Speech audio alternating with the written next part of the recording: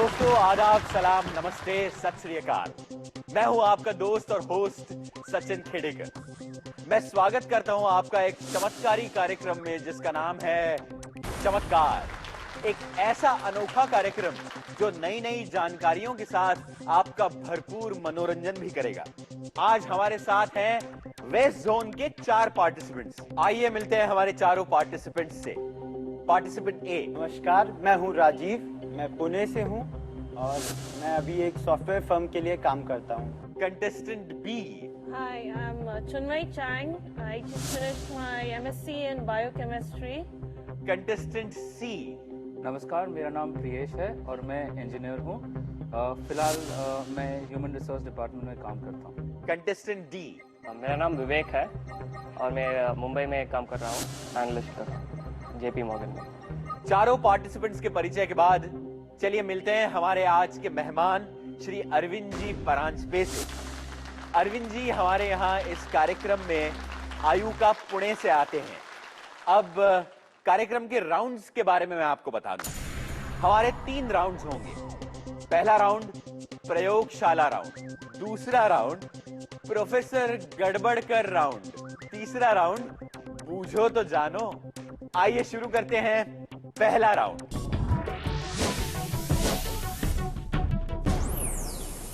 मैं यहां आपके सामने 2 प्रयोग करूंगा। हर प्रयोग से जुड़े 4 सवाल होंगे 4 प्रतियोगियों के लिए। हर प्रतियोगी के सही उत्तर पर उसे मिलेंगे 10 मार्क्स। अगर वो सही उत्तर नहीं दे पाए तो ये क्वेश्चन पास ऑन होगा। अगला कंटेस्टेंट जब उसका सही उत्तर देगा तो उसे मिलेंगे सिर्फ 5 मार्क्स। तो शुरू करते हैं हमारा पहला प्रयोग, और ये प्रयोग मेरे साथ साथ सारे प्रतियोगी भी करेंगे। ये पिंग पोंग की बॉल मैं इस कुप्पी में डाल रहा हूं। अब बिना इसे छुए, बिना इसे उल्टा किए, सिर्फ फूंक मारकर इसे इस कुप्पी से बाहर निकालना है। ओ नहीं, अच्छा आइए मैं कोशिश कर दे दिखता हूं, ठीक है। अब इससे जुड़ा हुआ मेरा पहला सवाल राजीव के लिए। यह प्रयोग करते वक्त जब मैंने किया तब गिरी, जब आपने किया तब क्यों नहीं गिरी? हवा का दबाव जब हम नीचे से फूंकते हैं तो उतना नहीं आ पाता जितना कि ऊपर से फूंकने पे। ऊपर से फूंकने पे चारों तरफ से प्रेशर पड़ता है और उसकी वजह से बॉल बाहर जा पाती है। मैं इस सवाल को अगले कंटेस्टेंट के सामने रखता हूं। When you blow from the bottom, there's very less air passage for the air to go in, so the amount of air going in is very less. And when you blew it from the top, there was more force for the ball to come out. और हम और एक शास्त्रीय कारण का इंतजार कर रहे हैं, इसलिए ये सवाल कंटेस्टेंट सी प्रियेश बताइए। जब आप नीचे से फूंक मारते हैं तो हवा के जाने के लिए ज़्यादा जगह रहती है, because at the top of the funnel there is more space. जब आप ऊपर से फूंक मारते हैं तो हवा इस डायरेक्शन में नहीं जाती है, ऐसे नहीं जाती है, हवा इधर से चली जाती है ऊपर, because there is more space. इसका थोड़ा सा साइंटिफिक हमें आंसर चाहिए। आइए अगले कंटेस्टेंट की तरफ। When you blow from bottom, what happens is the air diverges, okay? And when the air diverges, the force spreads evenly across all 4 sides. The ball lifts up slightly and the air escapes from the sides of the ball. Now when you blow from the top, the air converges down and lifts the ball and pushes it out. सच में आपको बताना पड़ेगा। हल्की वस्तुएं जैसे ये ping pong ball हमेशा कम हवा के दबाव की ओर जाती हैं। इसीलिए जब मैंने बॉल के ऊपर से फूंक मारी तब उसके ऊपर हवा का दबाव कम हुआ और बॉल उठकर कुप्पी से बाहर गिरी। इस जवाब का हमें इंतजार था। आइए चलिए अगला सवाल। अगला सवाल मेरा है कंटेस्टेंट बी चिन्मय के लिए। जब हमने कुप्पी में रखी बॉल के ठीक ऊपर फूंक मारी तो ये बाहर क्यों गिरा? इसका एक शास्त्रीय कारण भी है। I pass. Contestant C Priyesh, pass. Contestant D Bernoulli's theorem. Wonderful, yes. आपको मिलते हैं 5 अंक। अब मैं यही बात आपको विस्तार से समझाता हूँ। बर्नौलीज प्रिंसिपल कहता है कि चलती हवा में स्थिर हवा की तुलना में हवा का दबाव कम होता है और हल्की वस्तुएं हमेशा कम हवा के दबाव की ओर जाती हैं। मेरा तीसरा सवाल, ये प्रयोग हमारी आम जिंदगी से किस तरह से जुड़ा हुआ है? Pass. Contestant D. Aircraft flying वो प्रिंसिपल बर्नौलीज थ्योरम पे। Very correct. प्लेन के विंग्स के कर्वेचर के कारण उनके ऊपरी सतह पर हवा तेज चलती है और हवा का दबाव कम होता है, जबकि निचली सतह में हवा धीरे चलती है और दबाव ज्यादा होता है। इस दबाव के अंतर की वजह से प्लेन ऊपर उठता है और प्लेन को उड़ान भरने में मदद मिलती है। 5 अंक और मिल गए हैं कंटेस्टेंट डी को। और विवेक, अब तुम्हारा सवाल आता है कि अगर कुप्पी को उल्टा कर दिया जाए और उसके पाइप में फूंक मारी जाए तो क्या बॉल वहां खिंची रहेगी या गिर जाएगी? कोशिश कर लो। नहीं गिरती। इसकी वजह क्या है? क्योंकि यहाँ एक लो प्रेशर एरिया होता है और हाई प्रेशर से लो प्रेशर ये बॉल स्टिक हो जाता है। आपको मिलते हैं 10 अंक। जब आप कुप्पी की नली में जोर से हवा फूंकते हैं तब जिस जगह नली से हवा बाहर आती है वहां हवा का दबाव कम हो जाता है और पिंग पोंग बॉल स्थिर रह जाती है। अब बारी है मेरे दूसरे एक्सपेरिमेंट की। मेरे पास ये है सादा पानी। इसमें हमने ये खूबसूरत सा रंग मिला दिया है ताकि हमें पहचानने में आसानी हो कि ये सादा पानी है। ये है नमक का घोल और इसे नीला रंग दिया हुआ है। अब मेरे पास ये अंडा है। इसे मैं सादे पानी के जार में डाल दूंगा तो ये तैरेगा या डूब जाएगा? डूब जाएगा। अच्छा, देखते हैं। भाई वाह। आइए, अब मेरे हाथ में ये दूसरा अंडा है। मैं इसे अब ये नमक के घोल में इसमें ये अंडा डाल दूंगा तो क्या हो जाएगा? चलिए देखते हैं। ये तो बिल्कुल भी नहीं डूबा। आइए इस एक्सपेरिमेंट को और मजेदार बनाते हैं। ये मेरे हाथ में एक सिलिंड्रिकल जार है। अब मैं ये नमक का घोल इसमें डाल रहा हूं। ठीक है। अब इस नमक के घोल में मेरे पास यहां तेल है। तेल, जब इस तेल को मैं इसमें डालूंगा तो क्या हो जाएगा? चलिए ये भी देख लेते हैं। देखिए, तेल इस नमक के घोल के ऊपर है। अच्छा, चलिए अब इसमें अगर मैं ये अंडा डाल दूं तो क्या हो जाएगा? चलिए ये भी करके देख लेते हैं। ठीक है। अब कंटेस्टेंट ए, आपका पहला सवाल। अंडा नमक के घोल में क्यों नहीं डूबा जबकि सादे पानी और तेल में डूब गया? Salt water is having higher density compared to water and oil. बिल्कुल सही है। आपको मिलते हैं 10 अंक। मेरा दूसरा सवाल कंटेस्टेंट बी चिन्मय के लिए। किस वैज्ञानिक का सिद्धांत इस प्रयोग की पुष्टि करता है? Archimedes. करेक्ट। आपको मिलते हैं 10 अंक। मेरा तीसरा सवाल कंटेस्टेंट सी। हम इस प्रयोग से क्या पता कर सकते हैं कि अंडा कच्चा कौन सा है और उबला हुआ कौन सा है? The boiled egg will float in the waters also. I'll pass it on. Contestant Boiled D. egg will sink in water.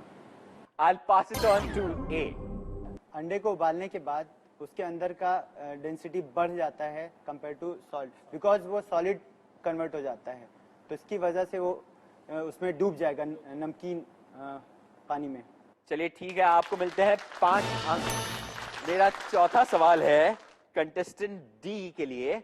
अगर कच्चा अंडा और एक उबला अंडा दोनों को एक साथ इस तरह से घुमाया जाए तो एक अंडा आराम से घूमेगा और दूसरा डगमगाएगा।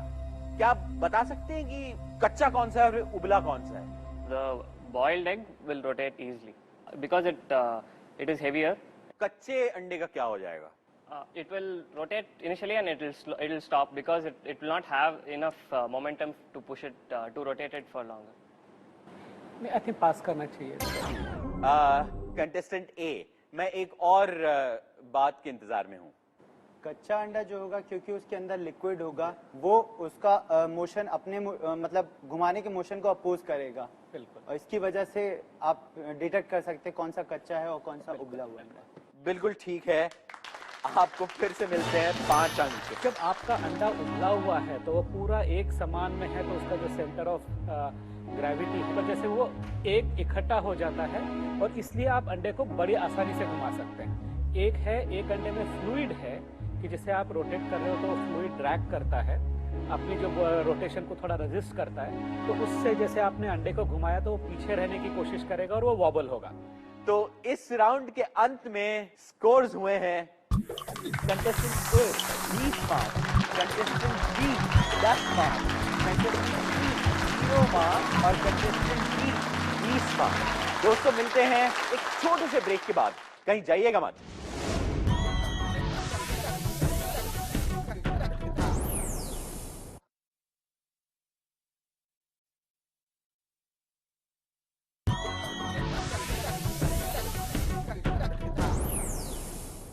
अब शुरू करते हैं हमारा दूसरा राउंड, जिसका नाम है प्रोफेसर गड़बड़कर। इस राउंड में एक सवाल के 2 भाग होंगे।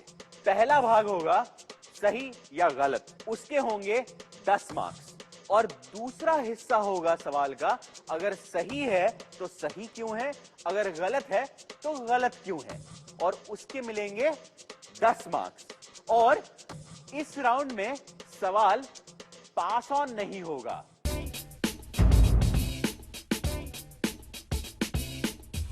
अरे प्रोफेसर गड़बड़कर, ये क्या हो गया? सचिन, कब से मुझे एक परेशानी है, सोचा आपसे ही पूछ लूं मैं। हाँ पूछ लो। तुमने वो मशहूर पेंटर सैल्वाडोर डैली का नाम तो सुना होगा, हाँ, जो अपनी खिड़कियों से बिल्लियों को फेंकता था ये जानने के लिए कि वो नीचे गिरती हैं तब कैसे गिरती हैं। अब मुझे ये जानना था कि इंसान जब गिरता है तो वो नीचे कैसे गिरता है। ओहो, अच्छा मैं समझ गया। तो आपने छलांग लगा दी और आपके हाथ का ये हाल हो गया। मैं तो अपने कंधों के बल गिरा, हाँ। पर अभी तक मुझे ये समझ में नहीं आया कि बिल्लियां हमेशा अपने पैरों के बल ही क्यों गिरती है। हम आपका सवाल कंटेस्टेंट ए से पूछ लेते हैं। मेरा सवाल यह है कि बिल्ली हमेशा पैरों के बल ही जमीन पर गिरती है, ये सही है या गलत? ये सही है, और इसलिए सही है क्योंकि अपना पूरा वो भार पैरों पे कंसंट्रेट करती है, जिससे कि वो उसका बैलेंस मतलब फिर फर्दर मतलब वो गिर ना जाए एकदम। हमेशा अपने पैरों पे गिरेगी, वो सत्य नहीं हो सकता। मुझे उसको अपनी ऊंचाई के 2 या 3 गुना ज्यादा उछालना पड़ेगा, तभी वो अपने पैरों पे गिरेगी। और बाकी वो क्यों गिरेगी, तो जो उसका हम गुरुत्व मध्य या सेंटर ऑफ ग्रेविटी कहते हैं, तो वो उसके पेट की थोड़ी नीचे की तरफ होती है, और बिल्ली अपने आप को सिकुड़ के इस तरह से एडजस्ट कर लेती है कि आप जब उसको गिराते हैं जब ज्यादा ऊंचाई से, तो वो सीधी अपने पैरों पे लैंड करती है। आपको कोई मार्क्स नहीं मिलते, सॉरी। सचिन जी, बिल्ली को छोड़िए, हाँ, मुझे मकड़ी के बारे में कुछ बताइए। ऐसा क्यों है कि मकड़ी कभी भी अपनी खुद की जाल में नहीं फंसती? मुझे ऐसा लगता है कि मकड़ी के जिस्म से कोई न चिपकने वाला पदार्थ निकलता होगा। कंटेस्टेंट बी, ये सवाल आपके लिए। मकड़ी के जिस्म से कोई ना चिपकने वाला पदार्थ निकलता है, इज इट ट्रू और false? It is true because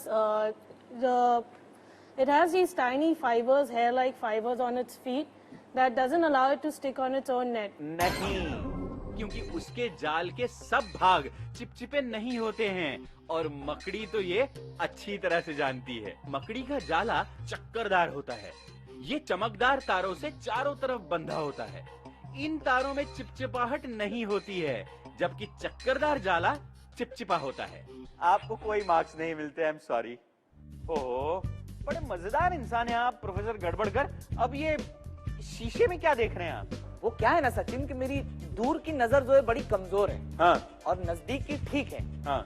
तो इस चश्मे का तो हटाने के लिए मैं इस आईने को अपने साथ रखता हूँ, क्योंकि इस आईने से मुझे दूर की चीजें नजदीक और साफ दिखाई देती हैं। कंटेस्टेंट सी, प्रियेश बिना चश्मे के दूर की चीजें आईने में साफ देख सकते हैं, सही है या गलत? गलत है, क्यों गलत है? क्योंकि जो मिरर ये यूज कर रहे हैं वो प्लेन मिरर है, जो कि दूर की चीज को मैग्नीफाई नहीं करती है। तो कोई कारण नहीं है कि दूर की चीज इनको, अगर इनको चश्मे हैं तो प्लेन मिरर यूज करके इनको कोई फायदा नहीं होगा। आपको मिलते हैं पूरे के पूरे 20 मार्क्स। पर आपको यहाँ पे ध्यान देना पड़ेगा कि जैसे आप किसी के रिफ्लेक्शन देख रहे हैं तो उसमें आपका डिस्टेंस कम नहीं हो रहा है, इनफैक्ट थोड़ा तो डिस्टेंस ज्यादा बढ़ेगा।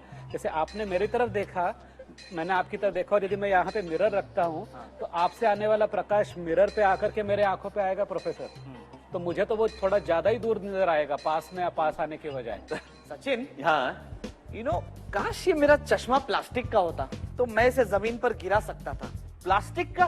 प्रोफेसर गड़बड़कर, आप जानते नहीं है सरकार ने प्लास्टिक पर पाबंदी लगाई है, वो वातावरण खराब करता है। फिर भी मुझे ऐसा लगता है कि प्लास्टिक काफी काम आ सकता है, जैसे इलेक्ट्रिक बल्ब में अगर टंगस्टन के बजाय प्लास्टिक का फिलामेंट डाल दिया जाए तो कैसा रहेगा? कंटेस्टेंट डी, प्लास्टिक का बल्ब बन सकता है, ट्रू और false? No, filament cannot be made of plastic. It has to be made of a substance which has high resistance and which can withstand very high heat. So plastic will melt. आपने ये गलत जवाब दे दिया है। आपका filament क्यों जलता है? आपने इनकैंडेसेंट लाइट ले लिया, उसमें आपका टंगस्टन का फिलामेंट है, वो विद्युत प्रवाह को गतिरोध पैदा करता है, उससे ऊर्जा मिलती है, ऊर्जा इतनी बढ़ जाती है कि उससे प्रकाश आता है, ठीक है ना। तो ऐसा आप प्लास्टिक इजाद लोगों ने किया है कि जो जिसमें से विद्युत प्रवाह जा सकता है और वो विद्युत प्रवाह को गतिरोध पैदा कर सकता है। तो कुछ प्रकार के प्लास्टिक हैं कि जिससे आप बल्ब बना सकते हैं, पर अभी ये जो तकनीक जो है वो इकोनॉमिकली वायबल नहीं है। तो आपका उत्तर गलत माना जाएगा क्योंकि ऐसा प्रयोग हो चुका है। कंटेस्टेंट डी, आपको कोई मार्क्स नहीं मिलते। बारी है ब्रेक लेने की, लेकिन इससे पहले एक बार स्कोर्स जान ले। Contestant A 20 marks, contestant B 10 marks, contestant C 20 marks, contestant D 20 marks. आइए देखते हैं तीसरे राउंड में क्या होता है। इससे पहले लेते हैं एक छोटा सा ब्रेक, कहीं जाइएगा मत।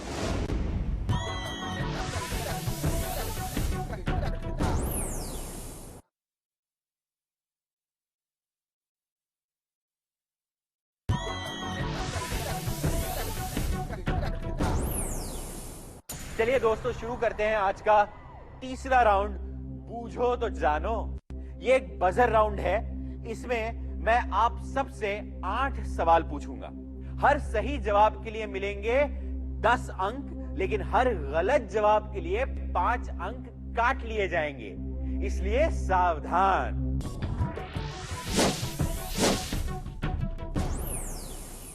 शुरू करते हैं। मेरा पहला सवाल, बायोलॉजिकल कंडीशंस में जिसे ब्रोमोहाइड्रोसिस नाम से जाना जाता है, उससे आज हम किस नाम से जानते हैं? चलिए मैं बता देता हूं। Body odour is bromhidrosis. अगला सवाल विजुअल राउंड है। इन तस्वीरों को देखकर आपको बताना है कि इनका आपस में क्या संबंध है। Yeah, all these structures made by Raja Jaisingh are made of limestone. Basically, that is the connection is that the buildings are made of limestone. That is what I thought. I am sorry, I can't give it to you. इन पांचों तस्वीरों का आपस में संबंध इस तरह से है कि राजा सवाई जयसिंह ने भारत में 5 जंतर मंतर बनवाए थे, जो दिल्ली, जयपुर, बनारस, उज्जैन और मथुरा में स्थित हैं। आपके 5 अंक काट दिए जा रहे हैं contestant D. I am very sorry. अगला सवाल, the United states department of defence ने इसे बनाया और इसका ऑफिशियल नाम है नेवस्टार। हम इस सिस्टम को किस नाम से जानते हैं? D, GPS. बहुत सही जवाब है, जीपीएस, ग्लोबल पोजिशनिंग सिस्टम। आपके जो पृथ्वी है, यूनाइटेड स्टेट ने अपनी कक्षा में कई सैटेलाइट्स घूमते हैं और आपके पास में एक छोटा सा यंत्र होता है जो वो सैटेलाइट से कम्युनिकेट करके उनकी दूरी पहचान करके जब 4 सैटेलाइट उसको मिल जाते हैं तो आप अपनी पृथ्वी पे किस जगह पे हो बड़ी अचूकता से आपको बता सकता है। तो इसके बहुत सारे उपयोग हैं। तो आपको खाली वो जगह भी नहीं बताता, आपको टाइम भी बताता है जीपीएस जो है। तो इसके नेविगेशन में, मिलिट्री में बहुत ज्यादा यूसेज है। मेरा अगला सवाल विजुअल राउंड है। इमेज 1, कैनिस मेजर एक तारों का झुंड है। इमेज 2 डॉग स्टार, ये दुनिया का एक मशहूर म्यूजिक बैंड है। इमेज 3 सीरियस तारा। इमेज 4 ये जो आदमी आप देख रहे हैं वो हैरी पॉटर में सीरियस ब्लैक नाम का पात्र है। अब आपको बताना है कि इन चारों पिक्चर्स में समानता या कॉमन क्या है। Contestant C. These are the stars which are closest to the earth in order of distance. Contestant C, हमें बड़ी मजबूरी से आपको आपके 5 अंक काटने पड़ रहे हैं। इन चारों पिक्चर्स में समानता है डॉग स्टार, क्योंकि सीरियस स्टार का उपनाम है डॉग स्टार और कैनिस मेजर में ही डॉग स्टार या सीरियस स्टार पड़ता है। यह एक बैंड का भी नाम है। इस बैंड का एक पात्र है कियानू रीव्स और हैरी पॉटर में सीरियस ब्लैक का कैरेक्टर भी है। आइए चलते हैं अगले सवाल की तरफ। एक इंग्लिश फार्मासिस्ट जॉन वॉकर ने पहली बार 1827 में एक चीज बनाई जो सल्फरेटेड पेरोक्साइड स्ट्राइकेबल्स के नाम से जाना गया। आज हम उसे किस नाम से जानते हैं? Matchsticks. बिल्कुल सही जवाब, पूरे के पूरे 10 मार्क्स। अगला सवाल, ये किसकी इमेज है? A dolphin? करेक्ट, बिल्कुल सही जवाब है। आपको मिलते हैं 10 अंक। अगला सवाल, जब फ्रांस में रेशम के कीड़ों में बीमारी फैली तब फ्रांस के रेशम उद्योग के ऊपर खतरा मंडराने लगा। तब उन्होंने एक रेशम तैयार की जिसका नाम आर्टिफिशियल सिल्क था। उसे हम किस नाम से जानते हैं? Nylon? ये गलत जवाब है। सही जवाब है रेयॉन। आपके 5 अंक कटते हैं इसमें। I am very sorry. अगला सवाल,